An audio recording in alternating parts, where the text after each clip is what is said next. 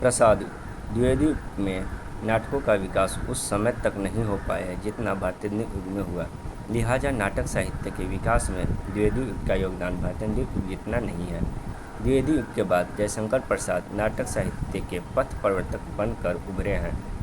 उनके योगदान की वजह से हिंदी नाटक के इतिहास का काल प्रसाद युग के नाम से भी जाना जाता है। प्रसाद के नाटक लिखने की शुरुआत द्विवेदी युग से ही प्रारंभ हो गई थी। उनके आरंभिक नाटक साहित्य में सज्जन 1910, कल्याणी परिचय, प्रायश्चित, करुणालय, राजश्री जैसे रचनाएं शामिल हैं। करुणालय हिंदी का पहला गति नाटक है।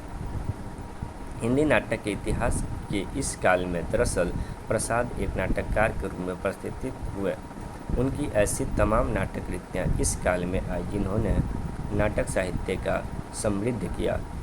विशाख सन 1921, अजातशत्रु सन 1922, कामना सन 1927 ईस्वी, जन्मेजय का नागेर सन 1926, स्कंदगुप्त सन 1928, एक झूठ सन 1930, चंद्रगुप्त सन 1931 और ध्रुवस्वामिनी सन 1933 शीर्षक नाटक कृतियों के प्रसाद नाटककार रूप प्रसिद्ध हुए।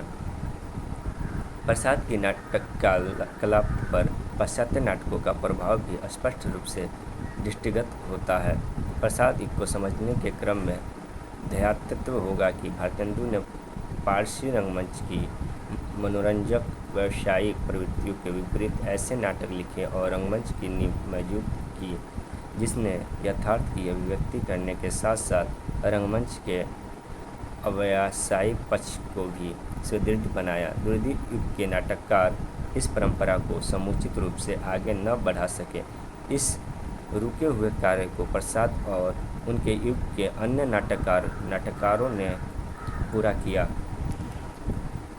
प्रसाद युगीन नाटक की प्रवृत्तियाँ: राष्ट्रीयता की भावना, अतीत गौरव, आदर्श नारी पात्र, सामाजिक समस्याओं की अभिव्यक्ति, उदात्त मानवीय मूल्यों की स्थापना, भारतीय रस दृष्टि से साथ पाश्चात्य चित्रांकन का समन्वय, पाश्चात्य शैली के अंत तक दृश्य विभाजन का प्रयोग, संस्कृति के प्रभाव से मुक्त।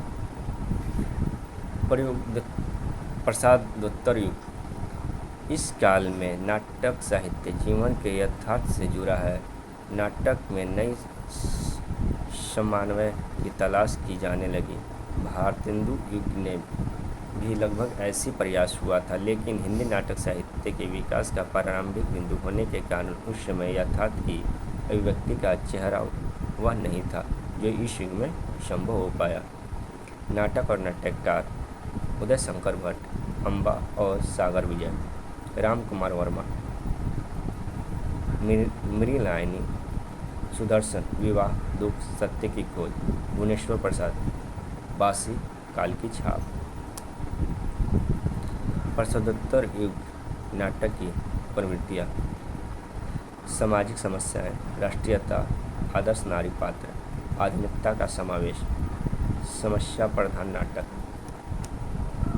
अब हम इसके सारांश पे बात करेंगे।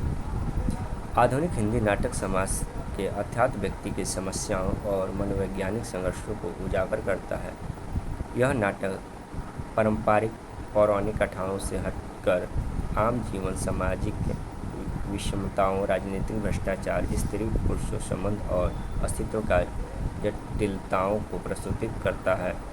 नाटक की भाषा सहज, संवेदनात्मक और प्रभावशाली होती है। मोहन राकेश, धर्मवीर भारती, विजय तेंदुलकर जैसे नाटककारों ने इस धारा को सशक्त बनाया। आधुनिक नाटक मंचन की दृष्टि से भी प्रयोगधर्मी हुए। यह दर्शकों को सोचने पर विवश करता है और सामाजिक बदलाव की चेतना का उजागर करता है।